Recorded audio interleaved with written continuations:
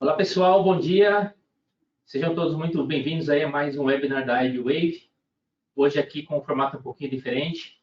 Com muito prazer aqui eu estou no escritório da L3 Software, na presença do meu amigo Leandro aqui. Bom dia, Leandro, tudo bem? Bom dia, Milton. Tudo bem? Beleza. Bom dia, pessoal. Beleza. Só lembrando aí que, claro, nessa época aí de Covid, né? Os dois estão vacinados aqui, estamos seguindo todos os protocolos aí também de segurança aqui no escritório da L3. E o objetivo desse webinar foi exatamente conversando um pouquinho com o Leandro aqui, né, pessoal? Antes de começar, deixa eu só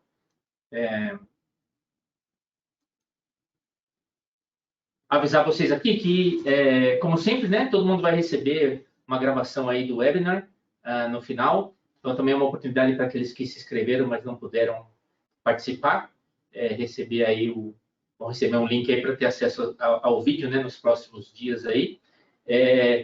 E aí no painelzinho de vocês aí de acesso do GoToWebinar aí, vocês têm uma área onde vocês podem escrever as perguntas, os comentários, né? Enfim, no final a gente tem um tempo dedicado a isso, mas se durante a apresentação vocês já quiserem ir mandando aí seus comentários, suas perguntas aí, sintam-se à vontade, tá, pessoal? Não tem que esperar até o final, não. Então, como eu ia dizendo, conversando aqui com o Leandro, né, baseado na experiência também da L3, de muitos clientes aí que trabalham com eles aí nos projetos de Wi-Fi, a gente levantou alguns temas aí, exatamente com esse avanço da tecnologia, né, e essa necessidade de fazer projetos hoje em dia, a gente levantou alguns temas interessantes aí que sempre os clientes perguntam, né, o pessoal, a gente vê muitos grupos de discussão na internet falando a respeito de vários temas aí, e a gente levantou alguns aqui para discutir com vocês e mostrar alguns casos práticos também aqui a respeito desses temas, né? E o nome fato e fake também é porque está meio na moda, né? Essa ideia de fake news, tal, o que é verdade, o que é mentira, mas na verdade o que a gente quer trazer aqui é um pouco de prática de mercado, boas práticas, né? O que realmente é verdade, o que é um pouco mito de mercado já, né? Então a gente preparou uma agenda aqui com vários temas interessantes, né? Falando aí um pouco sobre protocolos, sobre a evolução dos protocolos, enfim, se o 802.11n já é uma coisa obsoleta ou não. E depois a gente vai falar muito sobre temas importantes de projeto mesmo, né? A questão de capacidade, o que determina a performance da rede também, né? Os temas que sempre ficam na cabeça do pessoal, cobertura, qualidade, capacidade, né? E também falar um pouco sobre survey, né, pessoal? Que é um tema importante aí. E também as formas de fazer projetos, né? A gente sabe que existem duas formas bem diferentes de fazer projetos, seja com uma ferramenta puramente de predição ou através de um site survey, né? E no caso de realizar surveys também, a gente vai comentar um pouquinho sobre os tipos de survey, né? Passivo, ativo, enfim. E uma dúvida também que o pessoal sempre tem é realizar um survey no tablet, né? Ou enfim, no laptop. Antes de começar aqui, eu só vou deixar o Leandro falar um pouquinho aí sobre a L3. Leandro, por favor. Legal, Milton. Aproveitando, né, é um prazer estar aqui com você e acho que o tema é bem relevante mesmo, é uma coisa bem interessante, são assuntos bem interessantes, bem relevantes para quem está assistindo, vai ser muito legal. Falando um pouquinho aqui da L3, né, a L3 Software, ela está no mercado desde 2014, nós nascemos aí como uma revenda de softwares importados, né, então a gente importa esses produtos aqui para o Brasil e revende para o nosso mercado, né? E temos aí serviços customizáveis, passando desde a venda até a prestação de serviços de tecnologia. A gente trabalha com os fornecedores internacionais, com fornecedores nacionais. Temos o prazer de estar junto aqui com a IBWave também como nosso parceiro. Hoje nós temos mais de 500 fabricantes aqui, nós representamos 500 marcas, mais de 500 produtos, a gente atende um público de vários nichos de mercado e o nosso intuito aqui, a L3 está aqui para prestar um serviço de qualidade, para prestar um serviço diferenciado e junto com a IBWave a gente quer fazer aí grandes negócios e quer ajudar muitas empresas. É isso aí, legal. E realmente, como a gente já noticiou algum tempo atrás, né, a L3 agora e a IBWave firmaram esse contrato de distribuição, né, então a L3 é distribuidora oficial da IBWave Wi-Fi no Brasil, né? Isso aí. E falando um pouquinho rapidamente sobre a IBWave, né, pessoal? A IBWave é uma companhia canadense que tem uma série de soluções e softwares para projetos de redes fixas, redes wireless, não apenas o Wi-Fi, né? A IBWave tem soluções para todos os tipos de tecnologia, incluindo redes celulares, enfim, IoT, e outras tecnologias como segurança pública, Tetra, enfim, VHF, UHF, as soluções abarcam, né, todas as tecnologias, bandas, frequências, enfim. E o nosso tema de hoje está mais enfocado aí exatamente no Wi-Fi, e a gente vai discutir aí um pouquinho sobre esses temas aí de o que é verdade, o que é mentira, né, ou seja, fatos e fakes aí do mercado, né? Então, vamos começar aí, Leandro? Vamos lá. A gente vai aqui desligar um pouquinho a câmera para ficar melhor para todos visualizarem, né? Acho que manda bala aí nos nossos assuntos. Legal. Então, o primeiro tema que a gente quer abordar aqui, pessoal, é a respeito do 802.11n, né? Com o avanço da tecnologia aí, e principalmente os novos protocolos, né? O AX, agora o Wi-Fi 6, existe muito essa ideia do mercado de que o 802.11 já não é tão adequado, principalmente para projetos de alta densidade, né? Quando a gente está falando de projetos onde a gente tem uma alta densidade de clientes, e também uma certa dificuldade em atingir altas taxas de dados, né? Não suportar, digamos, vídeo em alta definição, né? E também, quando a gente procura sair um pouquinho do 2.4, né? Para evitar um pouquinho de interferência e ir para o 5G, também existe aquela tendência que a cobertura 5G é muito fraca, enfim. Então, sempre que surgem novos protocolos assim, uma tendência natural do mercado é começar a deixar um pouquinho de lado, dizer que é obsoleto, enfim. E a grande questão é se é inadequado, né, já o 802.11. E a resposta, a verdadeira resposta é que não, né? Ou seja, o 802.11n, ele ainda é adequado, principalmente se a gente considerar esses projetos de alta densidade de clientes, a gente vê que o uso das novas tecnologias, muitas vezes, onde a gente pode usar canais maiores, né, de banda larga, ele não necessariamente vai aumentar a eficiência da rede, né? Porque lembre-se que quando a gente aumenta a banda, a gente está diminuindo a quantidade de canais disponíveis, né? Para fazer a nossa canalização do projeto. Então, na verdade, a prática mostra que o uso de banda larga não é tão realístico assim, principalmente nesses projetos mesmo de alta densidade, né? Então, a gente tem que trabalhar com maior quantidade de APs, atender capacidade, enfim, e a gente tem que realmente aí trabalhar com o melhor projeto possível, né? E muitos expertos, inclusive de Wi-Fi, mesmo considerando o AX já hoje em dia o avanço, né, com multiple MIMO, né, ou seja, multiple users, o uso do múltiplas conexões, ainda muitos experts dizem que, na verdade, o 802.11 ainda foi o grande avanço de toda a história do Wi-Fi, né? Tanto para performance como estabilidade da rede também, né? Então, e hoje a gente tem ainda uma certa limitação nos dispositivos, né? Seja para MIMO, né? Então, talvez aí no futuro, né, com a evolução também dos dispositivos, a gente tenha o 802.11n passe a ser mesmo jamais obsoleto, né? Mas hoje ainda não. Hoje o 802.11 ainda é uma realidade, né? E, na verdade, uma rede 11N bem projetada ainda pode apresentar excelentes resultados. Ainda mais no nosso mercado, né, meu? Que é um mercado que, digamos assim, é um pouco atrasado em relação ao mercado norte-americano. Equipamentos hoje em dia não chegam para nós aqui com toda a tecnologia disponível, né, as novas tecnologias. Então, a gente acaba ainda utilizando muito equipamentos antigos que necessitam aí estar trabalhando em cima do 802.11n, né? Exatamente. Inclusive, alguns clientes, né, se a gente for fazer a pesquisa ali de equipamentos, a gente vê que ainda... Se bobear, ainda tem gente conectando em BG, né? Acredito, faz tanto sentido. Outro tema também que é muito interessante das discussões aí é a respeito do peak throughput, né? Ou seja, que o throughput máximo, digamos, determina a performance da rede, né? E existe também um mito de mercado que selecionar equipamentos com máximo throughput vai atingir a melhor performance, né? Ou usando os canais com máxima banda, enfim, vai atingir a performance. E a escolha dos fabricantes também, dos APs, né, é muito importante, mas a gente não pode só levar em consideração as funcionalidades do AP, né?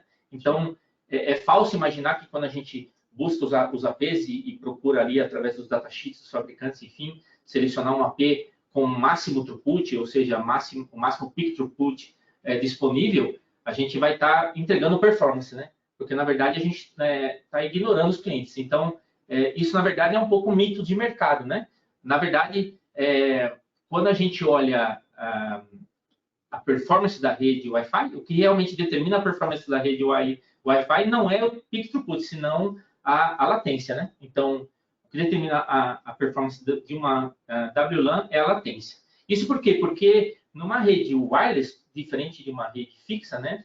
Numa rede fixa a gente tem muito poucos parâmetros que podem interferir na variação do peak throughput, né? Então, numa rede Ethernet, numa rede cabeada, né, a gente pode dizer que o link é consistente, que a gente não tem muitas variações, né, no ambiente ali da rede, né? Então, a gente pode realmente dizer que o throughput é igual ao link data rate. Então, aí sim, numa rede fixa, quando a gente escolhe uma máxima conexão, a gente pode dizer que a gente está entregando uma performance melhor, né? Mas na rede wireless, não. Na rede Wi-Fi, na verdade, o link data rate ele é adaptável, né?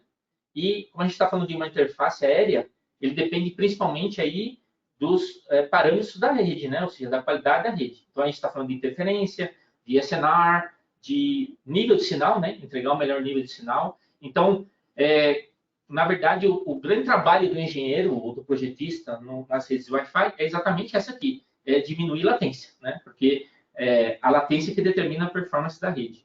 E a latência depende de 3 fatores principais: o Geographic Delay, o Serialization Delay e o Variable Potential Delay, né? O Geographic Delay, Leandro, a gente não consegue mudar, porque o próprio nome diz, né? O Geographic é o ambiente, é o geográfico ali, o nosso local de projeto. Então, é o que a gente vai encontrar ali em campo para fazer o projeto, né? E ele é mutável, né? O Geographic Delay, muitas vezes, ele está em movimentação ali, no sentido de que as empresas alteram o ambiente, né? Altera o layout, a gente tem que estar sempre de olho nisso também. Então, é algo que está sempre em constante mudança e que tem uma relevância muito grande nos projetos. Muito grande, exatamente. E, agora, o Serialization Delay é exatamente esse trabalho do engenheiro de entregar o melhor SNR e o melhor SSI, porque sempre que a gente conseguir entregar o melhor SSI e o melhor SNR para o cliente, ele vai atingir as melhores modulações, né?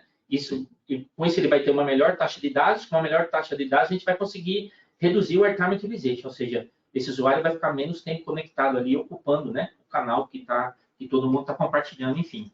E o Variable Potential Delay também é algo que a gente pode trabalhar através da segmentação de clientes, né? Então, a gente pode segmentar também os clientes por banda, né? 2, 4, 5, ou até também nas redes, né? Em diferentes redes. Então, são 2 formas que a gente tem aí de reduzir a latência e a gente tem que sempre trabalhar com isso, né? Então, essa é a verdadeira realidade. Então, a grande mensagem aqui é que reduzir a latência é o ponto mais importante para melhorar a performance da rede, né? Perfeito. Sempre que a gente fala aí, então, a respeito de latência, conexão, né, conectividade, ou seja, a gente está falando justamente em termos de capacidade também, né? Existe também uma máxima de mercado que sempre que eu tenho problemas de capacidade, adicionar mais access points vai resolver o problema, né? Então, não parece tão difícil a princípio, né? E normalmente, quando a gente constrói uma rede, muitas vezes o problema de capacidade surge exatamente da reclamação de clientes, né? Então, você constrói uma rede, o seu cliente reclama e fala, ó, aqui nesse ponto não está atendendo a capacidade e tal, o pessoal não está conseguindo conectar, está ruim, a performance, enfim, né? E aí surge aquela ideia, beleza, então adicionou um AP novo aqui e vai resolver o problema, né? Então, vamos encher de AP o ambiente que a gente está feito, né? Está solucionando o problema. Exatamente. Então, isso não chega a ser um fake, ou seja, um mito total, porque realmente adicionar mais APs vai resolver problemas de capacidade, muitas vezes, mas às vezes isso não é a única solução, né? E na verdade, a mensagem que a gente tem que ter aqui é que a capacidade ela é sempre dirigida por 2 fatores principais. Primeiro, a reutilização de frequência, né? Que reduz o airtime compartilhado entre as APs. Então, a gente tem que lembrar que sempre numa rede Wi-Fi a gente está compartilhando a rede, né? Entre todos os APs. Então, a gente está reutilizando a frequência o tempo inteiro, né? Sim. E todo mundo está conectado ali, ou em 2.4 ou em 5, né? E o airtime disponível em um canal, ou seja, esses são os 2 fatores principais. E o que eu tenho que lembrar sempre é que, quando adiciono um AP, sempre que eu coloco um APzinho a mais, eu estou afetando diretamente esses 2 fatores. E ao mesmo tempo, né? Porque quando eu adiciono um AP, eu estou colocando um AP a mais que está reutilizando aquela frequência e aquele AP vai ter um canal. Então, eu vou ter mais um archive disponível naquele mesmo canal para ser compartilhado com outro AP que talvez já esteja naquele mesmo canal, né? E aí é o seguinte, né, meu? Se você realmente tem a necessidade de colocar mais um AP, você não tem que olhar simplesmente o posicionamento onde você vai colocar esse AP. Você tem que olhar todo o airtime, uma análise de canalização, uma configuração, até mesmo de potência desse AP, né? Ou seja, você praticamente revê o projeto quando você coloca um novo AP em um lugar para resolver algum tipo de problema. Exatamente. Então, e essa aí é a grande mensagem aqui, ou seja, a grande verdade é que o projeto de RF ele vai evitar muitos problemas, né? Então, quando a gente adiciona um AP, o mais importante é eu refazer o projeto, reestudar o projeto, né? E, inclusive, antes de adicionar o AP, muitas vezes, aquele problema de capacidade, ele pode estar surgindo por um problema de interferência, sim, exatamente por estar afetando o SNR do cliente, ou seja, então, muitas vezes, um reajuste do projeto pode resolver o problema de capacidade. Reajuste das potências, troca de modelo de equipamento, muitas vezes, ou um reposicionamento até dos APs, às vezes, não necessariamente adicionar um AP a mais é a única solução, né? Então, a gente tem que ter isso aí em mente. E, finalmente, o outro tema também muito importante é a cobertura, qualidade ou capacidade, né? Hoje em dia, a gente tem infinitas aplicações, infinitos dispositivos disponíveis, né? E os mais diferentes tipos de serviços sendo utilizados nas redes do Wi-Fi. Então, a gente tem clientes utilizando streams de vídeo, de áudio, dados, redes IoT no nosso Wi-Fi, scanners e várias outras aplicações, né? Então, na verdade, a gente tem que pensar que na nossa rede Wi-Fi, a gente vai ter uma série de equipamentos aqui e na medida que a gente tem que definir os objetivos de cobertura, qualidade ou capacidade, a gente tem que entender esse universo do cliente. A gente tem que entender o que o cliente usa, qual é a real necessidade, quais os dispositivos, qual é a cobertura ou qual é a sensibilidade de cada um, qual é o mínimo de nível de sinal requerido por cada um, né? E as taxas de dados, ou seja, qual é a taxa mínima requerida ali para funcionar bem aquela aplicação daquele cliente naquele tipo de operação que ele vai executar, né? Então, antes da gente pensar diretamente ou pensar em um padrãozão, digamos, de objetivos, né, de cobertura, qualidade e capacidade, a gente tem que fazer aquela famosa entrevista com o cliente, né? O que eu considero, inclusive, é a parte mais difícil, porque muitas vezes você senta com um cliente e ele não tem a informação dos devices existentes na rede dele. Então, para ele, ali na cabeça, ele tem, eu tenho um laptop, eu tenho mobile e eu tenho aqui os coletores, mas ele não sabe ali realmente quais são aqueles modelos, como eles podem conectar na rede, quais são as configurações desses devices. E aí cabe a nós, né, quem está ali trabalhando em cima dos projetos, levantar o máximo de informação, porque esse é o ponto-chave para a realização de bons projetos. Entender os devices que vão trafegar, que vão utilizar aquela rede Wi-Fi. Exatamente. E entender bem, como você falou, muitas vezes o cliente não sabe, mas você tem que tentar cutucar, tem que ser aquele cara chato mesmo, né? Isso aí. Buscar o máximo de informação, talvez até pegar os devices na mão, né, e fazer aquela pesquisa, exatamente, entender, exatamente. Para entender aquele device. É fundamental. Então, a gente falou muito aqui desses pontos importantes, né? A necessidade de um bom projeto, definir os requerimentos do cliente, né? A necessidade de cobertura, qualidade e capacidade. E aí, então, eu, como projetista, vou realizar o projeto do cliente, né? E na medida de realizar o projeto, hoje em dia existem aí ferramentas de mercado, né? Várias ferramentas que permitem fazer esse projeto. E, de forma geral, a gente tem duas formas bastante comuns de realizar projetos, né?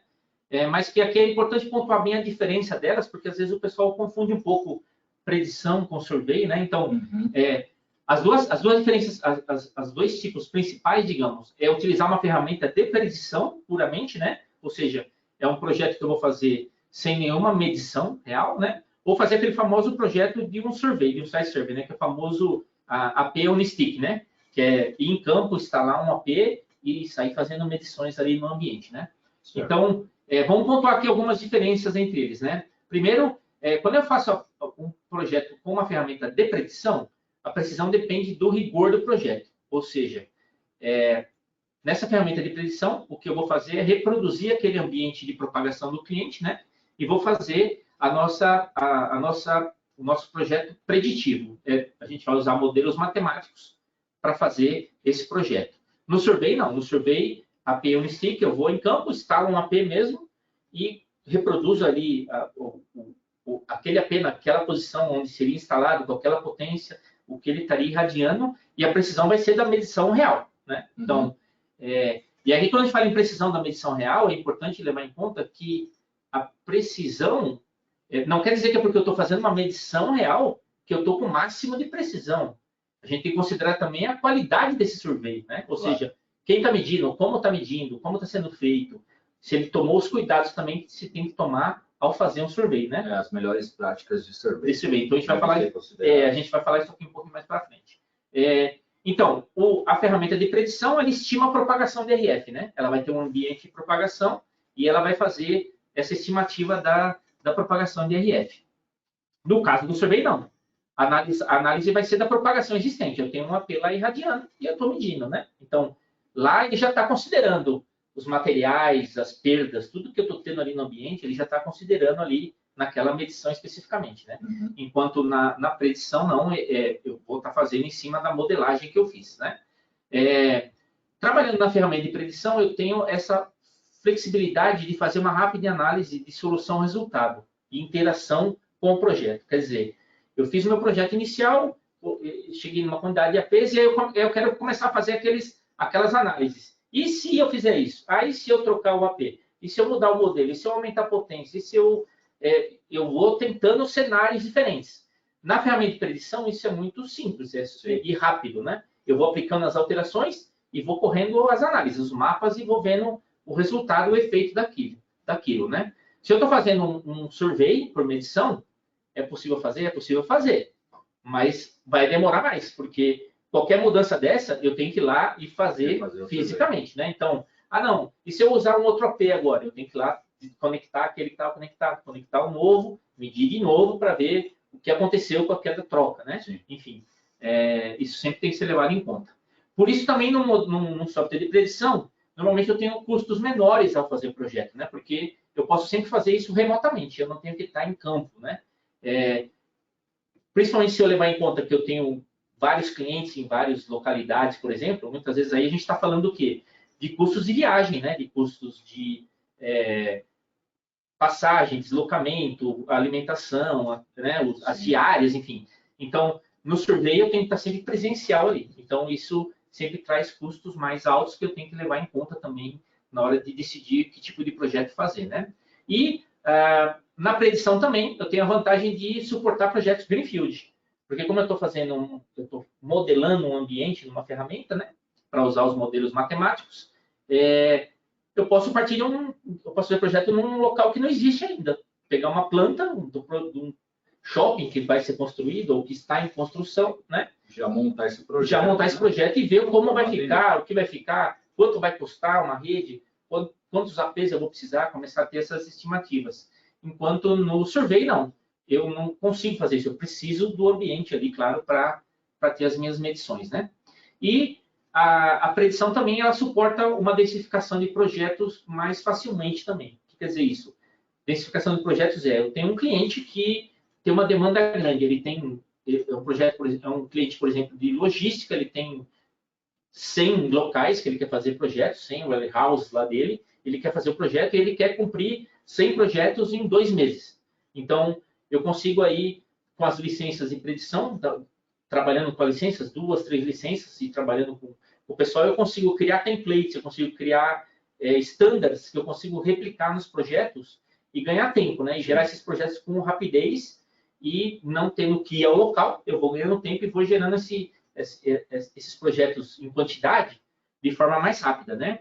No caso se eu for fazer o projeto com survey, eu consigo fazer também, não tem problema, só que vai dificultar um pouquinho. Eu vou ter que visitar os 100 locais, vou ter que ir nos 100 locais fazer as medições. Mais técnicos, mais especialistas. Exatamente. Né, então, dos projetos exatamente. Então, aí como eu estou considerando também deslocamento e tal, talvez eu tenha que fazer um investimento maior em mais equipes, né? Sim. Comparado à predição, onde eu poderia, de repente, só aumentar um pouquinho, talvez, o tipo de licença ou o formato de licenciamento, eu conseguiria colocar mais pessoas para trabalhar nos projetos no escritório mesmo, né?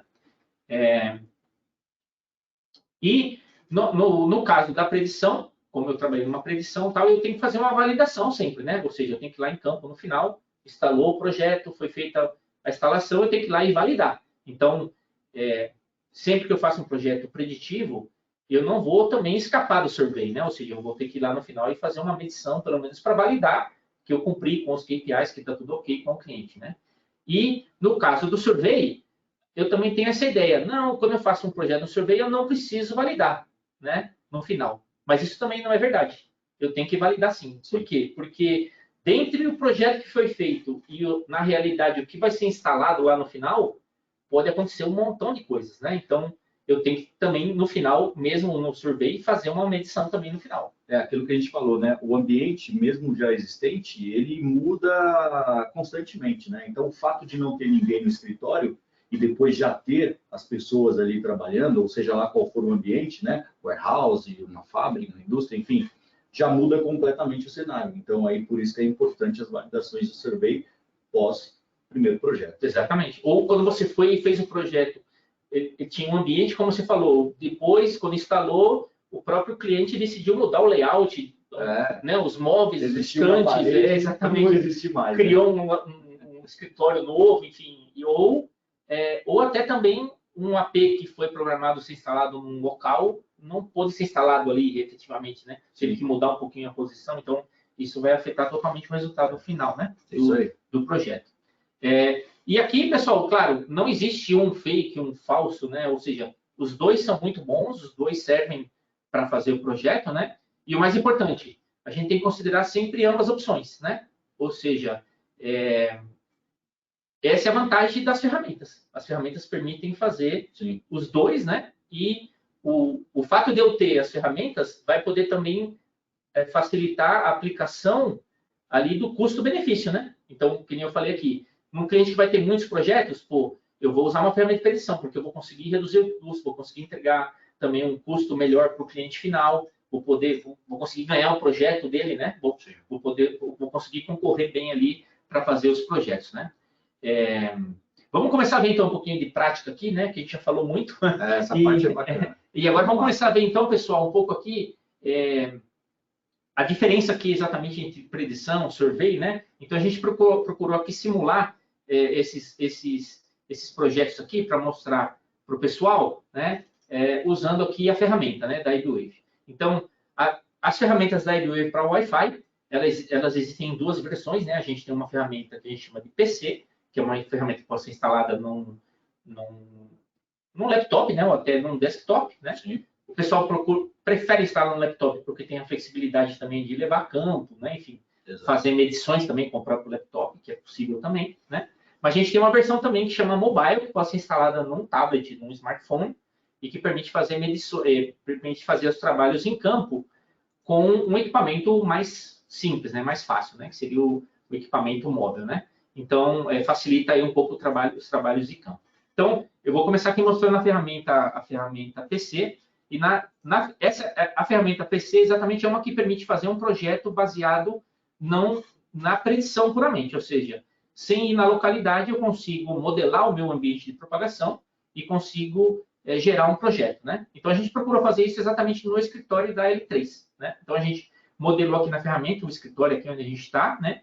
Então, esse aqui é o escritório da L3 e aqui a gente pode ver no canto aqui direito, essa aqui é a sala de reuniões, aqui onde eu estou fazendo aqui a chamada aqui com o Leandro. E para criar essa modelagem aqui na ferramenta, pessoal, a gente pode, a partir de um input, né, de um arquivo do layout, da planta, do local, a gente pode fazer essa modelagem. A gente pode trabalhar com vários formatos de arquivos, enfim. No caso aqui, a gente trabalhou com um PDF, né? E sempre que a gente faz a modelagem aqui, ó, na ferramenta de predição, a gente tem a opção aqui de criar as paredes, as superfícies, ou seja, modelar o ambiente, né? E sempre a gente vai ter a opção também de gerar esse 3D View aqui, ó. O 3D View da ferramenta é o que vai mostrar sempre o 3D do meu projeto, ou seja, ele vai mostrar durante o projeto ou durante a modelagem ou até em fases posteriores, né? Ele vai mostrar sempre essa modelagem do ambiente e vai facilitar na hora do projetista entender, né? como está ficando o projeto, enfim, como está ficando a nossa... Isso é bem legal, né, Milton? Porque mostrar um ambiente 3D, principalmente se você vai trabalhar com projetos ali em build, né, com vários andares, isso causa uma impressão muito bacana para quem está recebendo esse projeto e é muito legal para o especialista, né, para o engenheiro técnico que está trabalhando também ali, que tem uma visão diferenciada do projeto. Do projeto, exatamente. E o fato de gerar o 3D aqui, pessoal, o 3D ele já é uma ferramenta, já é um aplicativo da ferramenta, ou seja, eu não tem que ter nenhum aplicativo adicional aqui, né, para gerar o 3D. Conforme a gente vai criando o ambiente, ele vai modelando aqui. E aqui a gente fez a modelagem com uma certa precisão, então a gente detalhou bastante os materiais aqui, ó. Então no 3D eu consigo ver o que é vidro, o que é concreto, o que é drywall, o que é aqui, né? A gente modelou também as mesas, enfim. A gente conseguiu modelar um ambiente de propagação aqui. E aí a gente posicionou os APs, né? Aqui no caso a gente tem 2 APs, um aqui no corredor aqui, próximo aos banheiros aqui, e um aqui no centro, lá na área de onde o pessoal fica trabalhando lá no escritório aqui da L3, né? E aí, uma vez criado o projeto, a gente simplesmente vem aqui e gera os mapas de predição. Então, a gente pode gerar os mapas em 2.4, em 5, né? A ferramenta já está preparada para o Wi-Fi 6, ou seja, ela suporta projetos até 802.11ax, né? E aí a gente vai ver aqui os mapas, ó. Então, se eu quiser visualizar os mapas de predição, eu consigo ver o mapa de cobertura RSSI, eu consigo ver o mapa de Best Server por AP em 2.4, eu consigo ver o Co-Channel Interference, consigo ver o SNR, consigo ver a taxa de dados, né? A gente vai ter a legenda aqui para ajudar nas análises, enfim. E no 5 GB também, se eu quiser ver a cobertura em 5 GB, o RSSI em 5 GB, tudo isso aqui a gente vai conseguir ver sempre por tecnologia, né? E separadamente. É só correr os mapas, né? E rapidamente a gente vai ver os resultados. E lembrando, né, Milton, que aqui a gente está falando de predição, né? Predição, 100% preditivo, a gente modelou, criou o ambiente e a ferramenta, usando o modelo de propagação, ela gerou as análises aqui. Uma coisa importante aqui no software da iBwave é que o nosso modelo de propagação, como ele foi desenvolvido já também baseado nas redes celulares, foi testado por várias operadoras no mundo inteiro, enfim, é um modelo que leva em consideração todos os links de propagação, ou seja, em cada access point nesses cálculos aqui, ele levou em consideração os links diretos, as reflexões, as difrações, as refrações nos materiais, né? Então, hoje em dia é um modelo muito reconhecido, muito preciso para esses cálculos de predição, né? Então, e essa predição aqui, se eu quiser visualizar ela no 3D, né? Eu posso voltar lá no meu 3D, posso dar um refresh aqui, ó. Eu vou ver o mapa de predição aqui no meu mapa, né? Então, eu consigo ver aqui, por exemplo, deixa eu ativar o 5G aqui, ó. Se eu ativar o 5G aqui e dar um refresh aqui no meu 3D, eu vou ver exatamente aqui, ó, o cor-de-rosa aqui é o sinal mais forte, né? Então, eu consigo ver aqui o laranja, o verde, ó. Eu consigo ver que, por exemplo, dentro do banheiro começa a ter o efeito das paredes, das obstruções, né? As perdas de sinal aqui, ó, dentro da parede aqui. Então, esse 3D é muito legal para o projetista sempre ter essa visão, né? Do que está interferindo, do que não está interferindo na propagação, enfim. Sim. E esse, então, é um projeto totalmente preditivo. Não foi feita nenhuma medição, não foi feito nenhum survey, né? Foi modelado e o modelo matemático da ferramenta gerou um projeto, né? Inclusive os APs, Milton, acho que vale a gente comentar, os APs eles foram também, de certa forma, modelado para que se adaptasse ao modelo que nós colocamos. Exatamente. Quanto mais próximo do real possível, melhor, né? Então, aí a gente modelou os APs, o modelo que você tem aqui do Access Point, com os padrões de radiação da antena interna, ou seja, para reproduzir o máximo aqui a precisão, né? Na nossa predição, né? Exato. E lembrando também que aqui no iBwave, no caso do iBwave aqui no projeto, sempre que a gente faz um projeto Wi-Fi, a gente não faz o projeto apenas com os APs. A gente consegue fazer o projeto completo, né? Então, aqui no caso, por exemplo, eu tenho uma pastinha aqui que a gente chama de Design Plan, onde eu posso modelar o rack, eu posso modelar, no caso de vocês aqui, né, que vocês têm uma switch, posso modelar os patch panels, posso modelar todo o cabeamento, né? Então, eu posso fazer o projeto completo. Tanto é que lá no 3D, a gente consegue ver, né, aqui o cabeamento, né? Esse azulzinho aqui são os cabos, tal. Então, na hora que a gente gerar os relatórios, a lista de materiais, por exemplo, vai sair todos os materiais, não só os APs, né? Na hora que eu gerar custo, por exemplo, quanto vai custar esse projeto? Vai sair tudo também com o custo total do projeto, né? Então, todos os reportes consideram todos os materiais aqui. Beleza. Agora, vamos supor que eu não quero fazer o preditivo, eu quero fazer o survey, quero fazer o projeto com o survey, né? Então, aqui a gente simulou o mesmo caso, né? Claro que aqui os APs já estavam instalados, então a gente não precisou vir com o stick, né? Não precisou vir com o tripé e instalar os APs. A gente fez em cima do próprio AP, né? E aí a gente fez um survey, inicialmente com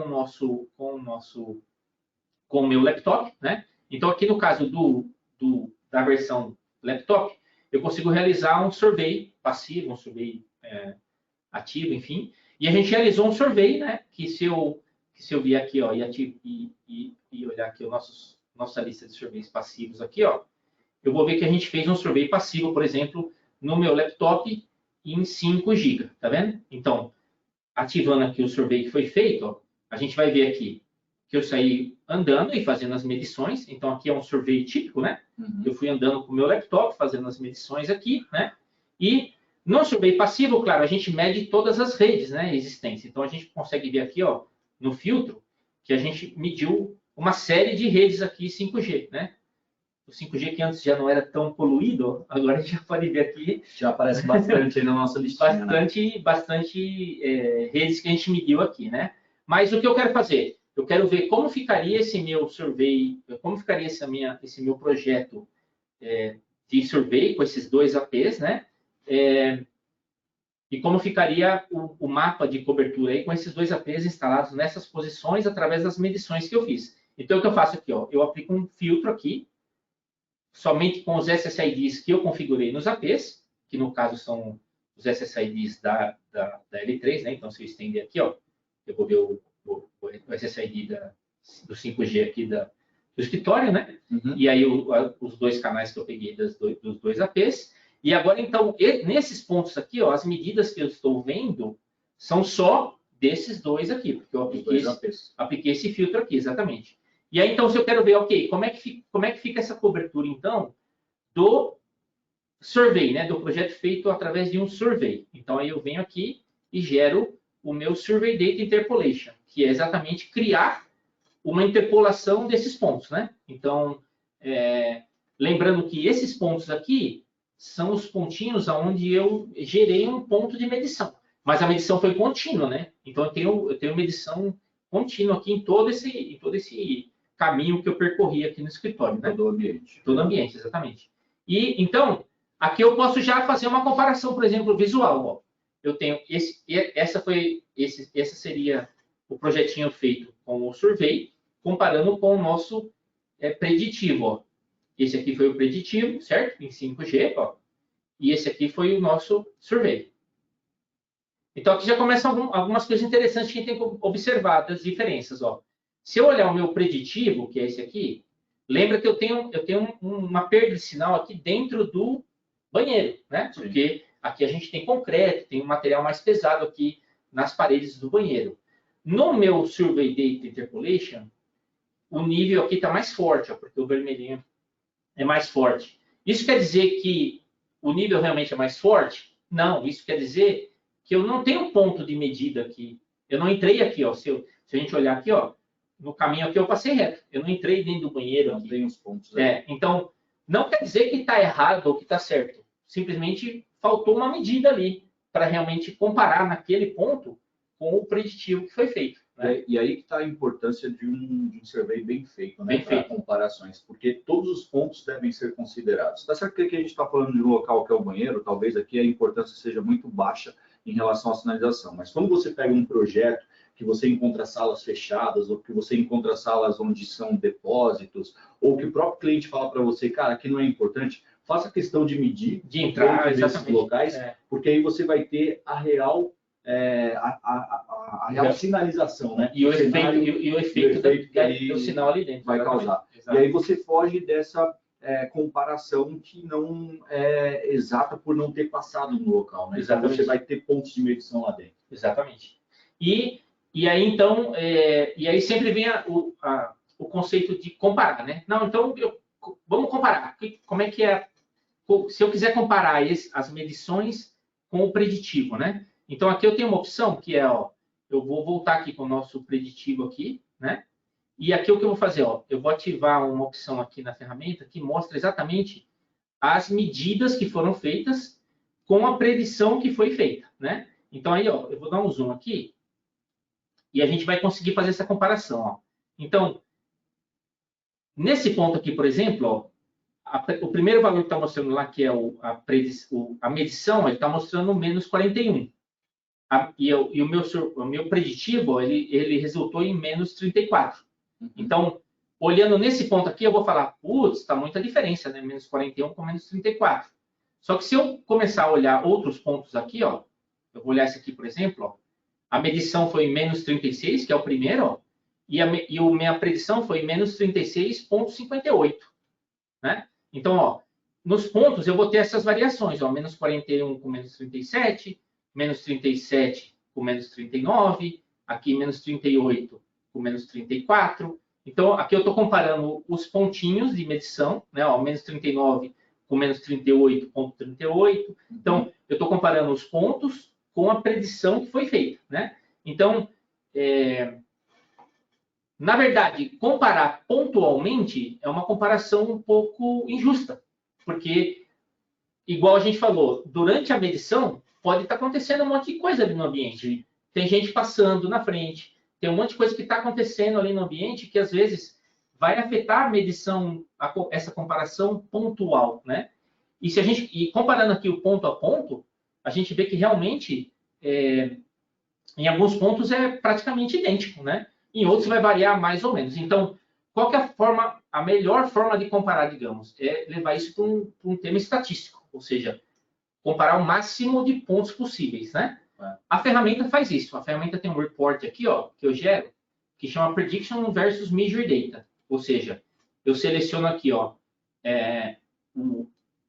a predição que eu fiz. Então, aqui no caso, por exemplo, se eu quiser comparar essa de 5 GB, eu vou selecionar a predição que eu fiz e vou comparar aqui com a medida que eu fiz. Ó. Então, eu consigo comparar uma com a outra e gera um report, certo? Esse report aqui, ele vai dar um resultado, se eu correr ele aqui, ó, ele vai dar um resultado que ele vai mostrar exatamente o que mais me interessa, que é o mean error. O mean error é o erro médio, vamos dizer, né, da ferramenta, ou seja, é a média de todos os pontos, né, que é isso que interessa, para eu chegar numa análise correta, né, para não correr num erro de análise, vamos dizer. Então, aí o que eu fiz aqui, ó, eu gerei uma tabelinha aqui, exatamente para mostrar esse resultado aí, ó. Então, se a gente olhar aqui, no caso da medição com o laptop, ó, em 5 GHz, ó, considerando todos os pontos, o meu erro médio foi menos 1,64. Ou seja, em todas as medições, comparando a predição com o survey, os dois projetinhos foram feitos de duas formas diferentes, a média de diferença foi de menos 1,64, ou seja, 2 dBs aí, mais ou menos, 1,5, né, dBs de diferença na média, né? Então, esse é um ponto interessante para dizer se a predição está legal, se não está, se, né? E esses valores aqui de baixo, ó, que a gente chama de erro Absolute Mean Error e Standard Deviation, eles mostram aqui também a qualidade das medições, ou seja, se eu tiver valores muito altos aqui, vai começar a mostrar exatamente aquilo que a gente comentou. Ó, tem lugares que você teve uma predição que foi feita considerando um monte de materiais, um monte de perdas, mas você não tem uma medida lá dentro. Então, a qualidade do seu survey não é tão bom. Vai ser afastado aí da realidade. Exatamente. Então, isso vai fazer com que o seu standard deviation aumenta, né? Que mostra a qualidade do seu survey. Então, isso aqui é muito importante para a gente ter essa análise, né? E o legal também é que com esses dados você acaba tendo ali uma visão de que talvez você tenha que refazer alguns pontos específicos justamente por essas características. O projeto está bom e tal, mas aí você pode achar pontos ali que são relevantes, que, inclusive, o seu próprio corpo pode ter afetado na medição desse survey. Exatamente. Ou realmente você usou um material com uma densidade muito grande, que não era aquela que o survey mostrou, e aí você faz um ajuste e calibra isso, né? E aí trazendo para uma visão de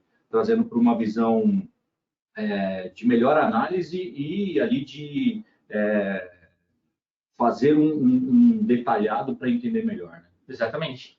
E aí a gente tem exatamente um outro conceito que surge muito, né, no mercado, uma dúvida que existe muito no mercado, que é a questão dos site surveys, né? Ou seja, as medições, né? Quando eu preciso fazer uma medição, um site survey, seja para projeto, para validação, ou seja, qual survey eu posso fazer, que tipo de medição, né? E quando a gente fala de Wi-Fi, a gente sempre tem dois tipos de site surveys comuns, né? Os passivos e os ativos. O survey passivo é exatamente esse que é usado para, muitas vezes, um projeto inicial, ou seja, medir todas as redes existentes, medir todo o ambiente Wi-Fi ali, né? Uhum. Todas as redes Wi-Fi existentes, né? Já um survey ativo a gente usa mais para validar projeto, porque no survey ativo a gente está medindo realmente o resultado do projeto final. Aí eu quero medir mesmo o throughput, ou seja, saber como é que está a qualidade da minha rede final, né? E aí sempre existe essa dúvida: qual que é o melhor equipamento para fazer o nosso survey, né? Ou seja, eu tenho aí o meu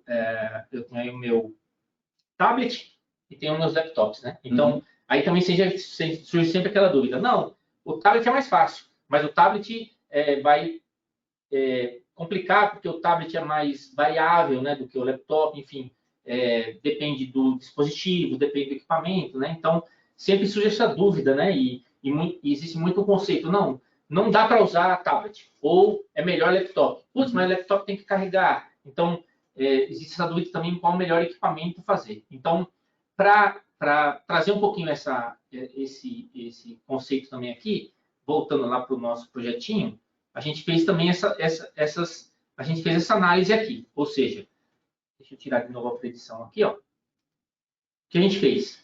A gente pegou esse projetinho feito aqui na PC, exportou para o meu mobile, né, que é a nossa versão para tablet, e no tablet eu fiz uma medição também. No mesmo caminho, na mesma rota, eu fiz medições com os tablets. No laptop é mais fácil a gente conhecer o equipamento, né, saber onde é que estão as antenas, ou seja, eu consigo preparar o survey melhor para caminhar com o tablet, porque com o laptop, perdão. O tablet varia muito, né, de um equipamento para outro, às vezes entender onde estão as antenas, ou seja, que tipo de antena eu tenho, enfim. Então a gente fez um exemplo aqui exatamente para tentar simular esses problemas aqui. Então a gente fez dois testes com o tablet. Um com o tablet na horizontal, um com o tablet na vertical. Só para ter um comparativo, né? Para a gente ver a diferença aí, justamente de posicionamento de antena. De antena, né? Exatamente. Durante o survey, enfim. Trazendo um pouquinho isso que a gente falou de também as boas práticas, né, do survey com o tablet. Então aí, ó, e aí aqui eu já identifiquei uma coisa legal aqui, ó. Se a gente olhar a nossa listinha aqui de surveys que foram feitos, ó, no projeto, a gente vai ver que no 2.4, ó, o tablet ele está junto aqui, ó. 2.4 tem uma medição feita no laptop e os dois tablets, né? No 5G, ó, as medições do tablet elas aparecem aqui separadas do laptop.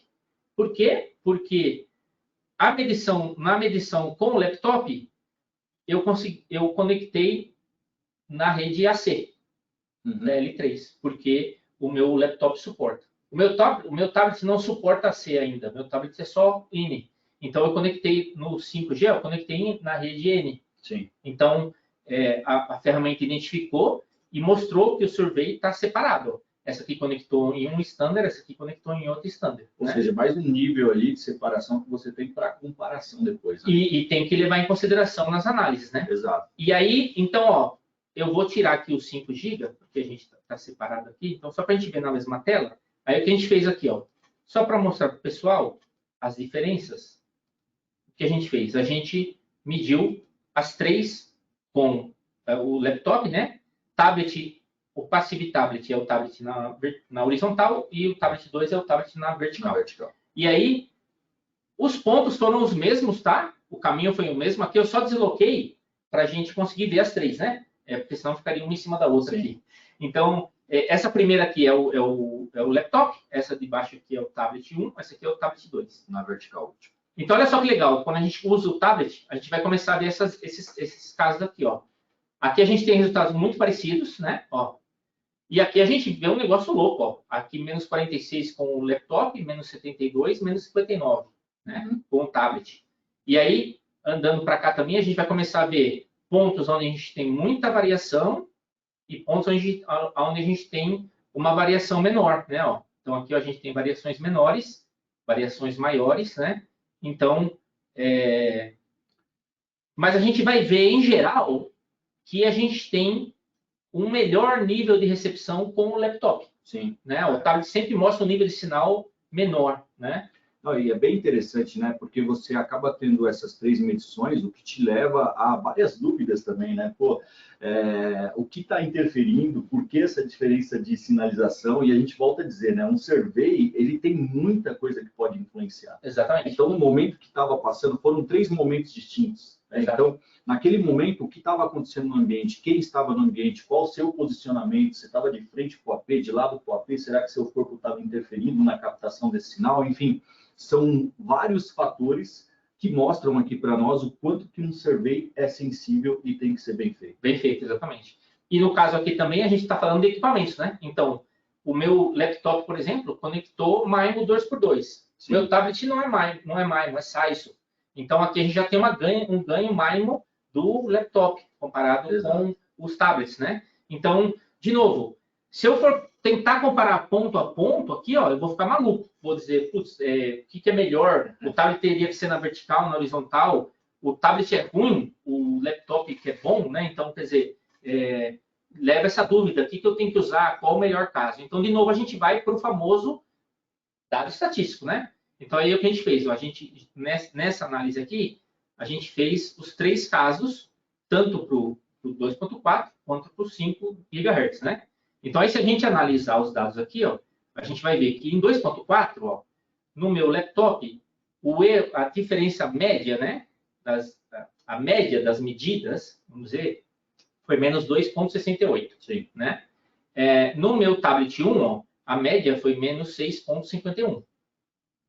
E no tablet 2, a média foi menos 7,16, né? Então, a gente vê realmente que tem mais variação aqui no tablet, né? Comparando esse com esse, ó. Aqui a gente tem um valor mais próximo, né? Da predição, e aqui a gente tem valores mais diferentes, né? E no 5G também. O 5G, se eu olhar aqui, ó, no laptop, eu tive menos 1,64. No tablet, nas duas posições aqui, eu também tive uma pequena variação. Esse aqui a média foi menos 4,79. Esse aqui a média foi menos 4,28. E ali embaixo a diferença. Né? Exatamente. Então, aí eu fiz isso aqui para a gente chegar numa conclusão legal. A diferença entre o laptop e o tablet, ó. Comparando aqui o resultado, a média do tablet, do laptop, com as médias dos tablets, eu vejo que a variação entre essas duas medições que a gente fez com o tablet variou de 3,83 a 4,48 de diferença em 2,4, né? E em 5, variou de 2,64 a 3,15, né? Então, a gente encontra mais variação no 2,4 exatamente porque o 2,4 é mais suscetível a propagar mais, né? A ter mais reflexão, enfim. Sim. Então, ele tem mais, ele vai ter mais fatores que podem alterar o valor medido ali. Mas, enfim, a conclusão mais legal que a gente tem que chegar aqui é a seguinte, isso permite que eu consiga estabelecer um offset de ajuste, ou seja, vamos dizer que eu sempre vou usar esses equipamentos nos meus projetos, esse laptop e esse tablet. Essa experiência que a gente fez aqui, e esses dados que a gente fez aqui, eles levaram a uma conclusão legal que a diferença entre eles é de uma média que, vamos dizer, em 2.4, vamos dizer aí um 3,5, 4, né, dBs, e em 5 foi aí em aproximadamente 3, né, 2,8, enfim, a média de diferenças, né? Então, isso permite que eu aplique um offset de ajuste. O que quer dizer? Sempre que eu for usar o meu tablet para fazer medições, eu posso aplicar, quando eu for iniciar o meu survey, eu posso aplicar um offset, uma correção, para trazer essas medidas próximas aos valores que eu tive aqui com o laptop, por exemplo. Né? E E aí, como é que eu sei, por exemplo, como é que eu posso dizer que o laptop é o que por que eu vou considerar o laptop como mais correto, vamos dizer assim, né, para fazer o offset? Porque, como eu falei, pesquisando o meu equipamento, eu encontrei mais informações do meu laptop. Então, eu sei que nesse modelo meu de laptop, a minha anteninha que é usada aqui do Wi-Fi, ela tem um ganho de 5 dBi. Uhum. Esse ganho de 5 dBi eu usei na predição. Todos esses parâmetros eu considerei na minha predição. Então, quando eu fiz essa comparação com a predição, por isso que eu obtive esses resultados aqui, ó, porque a predição está levando em consideração os parâmetros do meu laptop também, do equipamento que eu usei para medir, né? Sim. E a gente tomou um cuidado aqui também de medir na mesma altura, ou seja, que são essas boas práticas, né? Então, eu tenho que tomar esse cuidado também quando eu faço uma medição, né, um survey. Eu tenho que considerar, ok, em que altura o cliente vai usar os dispositivos. Não adianta nada fazer um projeto medindo numa altura de 1,5 m, se vamos dizer, por exemplo, ali eu tenho um warehouse e o cara ele tem que botar lá, muitas vezes, o leitor, lá, os scanners dele lá no chão, lá embaixo, né, no pallet lá, ou lá em cima, enfim. Vai ter uma medida diferente. Eu vou estar fazendo um projeto para uma altura e o cliente vai usar o dispositivo em outra, né? E o legal dessa comparação aqui também, Milton, é o seguinte, né? A gente fez aqui laptop e tablet, nossos equipamentos. Mas na maioria dos casos, o cenário real, né? Na verdade, o cenário real é o equipamento do cliente. Então, quando a gente fala de offset, a gente fala também em comparar esses dados com os equipamentos dos clientes, né? Ou seja, será que os equipamentos dos clientes irão trabalhar como tablet 1 e tablet 2? Exatamente. Se sim, a gente já tem que considerar o offset como algo muito importante e relevante para o projeto. Exatamente. Né? Para fazer com que o projeto seja adequado aos devices que o cliente está utilizando ali, que o cliente vai utilizar. Né? Então, não adianta nada a gente, vou ter uma referência excelente aqui no meu laptop, vou fazer um baita projeto, entreguei um resultado muito legal, só que, na verdade, o equipamento do cliente que vai ser utilizado nessa rede não vai fazer a leitura da mesma forma que o laptop fez e foi preparado para isso. Né? Para isso, exatamente. Então, e isso aí você falou é muito legal, então por aí a gente vê, em pouco tempo de conversa aqui, né, o tanto de parâmetros, o tanto de coisas que a gente levantou, né? E o mais importante, eu acho, é que quando a gente leva isso para as ferramentas, é que as ferramentas possam reproduzir isso, né? Ou seja, quanto mais a gente puder reproduzir isso aí, melhor, né? A gente já está caminhando para o final aqui, Leandro. Então, vamos ver aqui se tem alguma pergunta, alguma dúvida aí, para a gente ver se a gente tem tempo de responder algumas questões aí. Vamos sim. Falando um pouco de iWave, Milton, iWave digamos assim, uma ferramenta modular, né? Nós temos aí vários módulos dela. A gente falou do Wi-Fi aqui, e isso também tem relação com a comercialização, né? Desses módulos, ou seja, a gente pode vender esses módulos separadamente, o cliente pode adquirir esses módulos separadamente. Sim, correto. Então, como eu falei, em termos de licenças, né? A gente tem uma que é para os laptops, para os PCs, outra que é para os tablets, enfim, smartphones, né? Mas o cliente tem flexibilidade. Ele pode adquirir só uma ou só outra, ou comprar o bundle, como a gente fala, né? Que aí tem vantagens econômicas aí, né? Uhum. E em termos de licenciamento também, ou seja, existe uma série de tipos de licenças. Então, existem as licenças perpétuas, o cliente pode também contratar por locação, por exemplo. Ele pode alugar a licença por um período, para um projeto, para uma análise, enfim, por períodos, por tempos. Então, aí existe uma série de flexibilidades de modos de licença que você falou, né? Os modelos, os módulos, e licenciamento também, né? Os tipos de licença e formas de licenciamento também.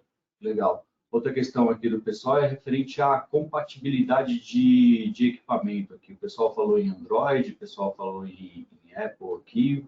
Como que é a compatibilidade do software para esses equipamentos? Essa é uma boa pergunta. No caso da versão PC, vocês viram aí que a ferramenta é base Windows, né? Então, funciona aí na plataforma Windows. No caso do mobile, hoje a ferramenta só suporta Android, né? Então, hoje só poderia ser utilizado em dispositivos Android, aí, smartphones ou tablets com versão Android. No passado, a gente suportou também o iOS, né? Mas aí tiveram uns probleminhas aí de negociação, porque quando a gente começou a botar mais engenharia na ferramenta, né? Hoje em dia a ferramenta também, porque o mobile também faz predição, faz outras atividades, né? Uhum. Então, aí o pessoal lá do iOS começou a querer cobrar pelo download da licença. Então, a gente discutiu com eles porque seria um custo adicional para o cliente que não é justo, vamos dizer assim, né? Então, hoje não tem esse suporte para iOS, mas aí está em discussões, aí talvez volte em breve. Aí. Mas hoje estaria limitado a Android. Legal. Uma última pergunta aqui, Milton, é em relação a fabricantes. Como que o iWave está em relação a fabricantes, em relação a receber as informações aqui de APs, tecnologia dos vendors? Legal, essa é boa pergunta também. O iWave, como vocês viram, trabalha num formato um pouco diferente assim no mercado, né? Primeiro porque ele permite modelar toda a rede, de novo, não só os APs, né? Então, você consegue modelar todos os equipamentos, criar um projeto estruturado, completo, né? E para isso também a gente é totalmente agnóstico, ou seja, a iWave não tem nenhuma exclusividade, nenhuma parceria com nenhum fabricante. Você pode modelar qualquer equipamento de qualquer fabricante, né? Na ferramenta, né? Para isso nós temos um plano de, digamos, um plano de modelagem também. Então, a modelagem pode ser feita de várias formas, né? Hoje em dia já existe uma base de dados de componentes, tá? Então, isso é uma base de dados totalmente gratuita, todos os clientes têm acesso a essa base de dados na internet, na rede, e ali ele pode baixar os componentes, né? Como eu falei, todos esses componentes que eu falei aí, não só os APs. E hoje em dia, só para você entender, assim, só de Wi-Fi, deve ter lá em torno mais de 1.500 elementos, né, disponíveis nessa rede, né? Nessa base de dados. Aí, como você comentou, vamos supor, o cliente trabalha com um fornecedor específico, saiu uma linha nova de produtos e não está lá nessa base de dados ainda, né? Então, aí vem a dúvida, como é que eu vou ter esse equipamento modelado, né? A modelagem pode ser feita pelo próprio usuário, porque as licenças já têm um editor de base de dados, ou seja, eles podem criar elementos ali, né? Certo. Ou senão, eles simplesmente entram em contato com o suporte e o suporte modela os elementos para o cliente, né? Essa modelagem para Wi-Fi não tem custo nenhum, ou seja, o suporte modela qualquer fabricante, qualquer vendedor aí para os clientes, né? Muito bacana. Chegou mais uma aqui, a última questão, para a gente não se estender muito. O pessoal querendo conhecer um pouco mais da ferramenta e perguntando sobre trial ou apresentação do produto. Então, a questão da apresentação e dos trials, né? A gente está à disposição aqui, né, Leandro? Ou seja, tanto a equipe da L3 aqui está disponível, como também vocês podem ver que a gente está sempre em contato, sempre suporte aqui. O pessoal da L3 já está treinado aí para a ferramenta, então eles podem fazer apresentações, podem ajudar aí, né? E também aqui por parte da iWave também eu estou aqui para dar todo o suporte aí. Então, tanto em termos de apresentação, demos, né? E no caso dos trials também a gente pode estudar caso a caso aí, né? De repente ativar um trial para o cliente conhecer a ferramenta também. A gente tem essa disponibilidade sim, de ativar trials, mas é sempre aquele estudo caso a caso, né? Entender a necessidade do cliente, entender a demanda, ou seja, para ver qual é o melhor caso, né? E no caso dos trials, um tema importante que você falou aí também da questão de trials, a iWave trabalha um pouquinho diferente a questão do trial, né? Para a gente, o trial não é simplesmente ativar uma licença para o cliente usar, a gente faz um trial com acompanhamento, né? Isso é importante. Que é exatamente para... Porque muitas vezes a gente ativa o trial, o cliente, ele tenta usar, não consegue, não conhece, aí né? acaba dizendo que não serve, que não funciona, né? Sim. Então, a gente sempre faz um trabalho acompanhado para justamente entender a necessidade e tentar, né, atender as necessidades e mostrar realmente que vai atender aquelas necessidades do cliente, né? Legal, Milton, legal. Muito obrigado. E aí, bom, lembrando aí que se ficou alguma pergunta aí, enfim, a gente já está terminando aqui, se ficou alguma pergunta aí, a gente vai, com prazer, responder aí por e-mail pro pessoal aí, né? E só para finalizar aqui, a gente queria deixar uma mensagem final, né, para o pessoal, que o que ficou aqui, acho que de grande mensagem, né? Uma rede bem projetada é fundamental, né, para atender todas as necessidades dos clientes, né? E no caso, hoje em dia, o projeto de uma rede Wi-Fi é mesmo fundamental, né? Hoje em dia já não é mais como antigamente que muitas pessoas diziam, não, fazer um Wi-Fi é fácil, eu mesmo faço, né? E hoje em dia não é bem assim, né? Então, por isso que tem aí todo o pessoal que está interessado aí, no webinar, e hoje em dia também crescendo nesse mercado e pessoas se dedicando a esses projetos. E aqui a gente procurou trazer um pouquinho desses fatos e fakes, né? Ou seja, falando do projeto, a realização do projeto pode ser feito com uma ferramenta de predição, como a gente viu, pode ser feito com um survey, como a gente viu. Os dois vão apresentar bons resultados, boas precisões, vai depender muito da pessoa que utiliza, né? Ou seja, das boas práticas, como ele realiza o projeto e realmente... e aí ele pode levar isso à máxima precisão ou fazer um projeto realmente que não tem uma boa precisão. Então, na verdade, como a gente costuma dizer, né? Nenhuma ferramenta tem um botãozinho mágico ali, né? Que gera o projeto em si, né? Vai depender muito do que você coloca ali. Dos inputs, do usuário, enfim, né?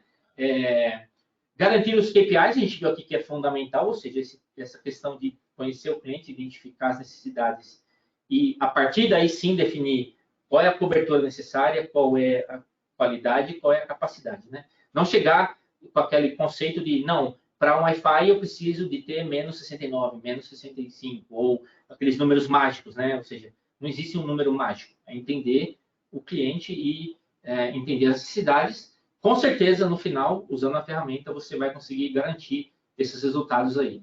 E para ter a conexão rápida, que é o que todo mundo quer hoje em dia, né? Hoje em dia, quando a gente se perguntar para 99% dos clientes, eles já não falam mais, eu quero fazer um download, eu quero ter acesso a vídeo, não. Ele vai falar, eu quero estar conectado, né? Conectividade é a palavra-chave. E quanto mais rápido, melhor. Lembrando que o que a gente levantou muito bem aqui é que o Wi-Fi, a conexão rápida depende da latência, né? Ou seja, é o trabalho do projetista trabalhar sempre em buscar reduzir a latência para entregar essa boa conexão. E com isso, vocês vão ter um projeto 100% confiável. E aqui, quando a gente fala em 100% confiável, não é só tecnicamente, né, Leandro? Sim. É justamente entregar essa confiabilidade ao cliente. Documentação, resultados, mapas, análises, são coisas que o cliente recebe um outro valor agregado ali no projeto, né? Então, ele passa a confiar em você como provedor de projetos pela sua qualidade de projetos, né? Pelo seu extra, né? Pelo seu plus ali, né? E o autoconfiança, digamos assim, né? Você estar confiante de que você está usando uma boa ferramenta, de que essa ferramenta te dá todas essas informações, que elas são sensíveis, que elas são confiáveis e você pode passar essas informações sem nenhuma dúvida. Exatamente. Então, esse 100% confiável aqui, ele abrange uma série de coisas, né? E então a mensagem que a gente queria deixar é que a iBwave tem as soluções, né? A iBwave é uma solução para o Wi-Fi completa, né?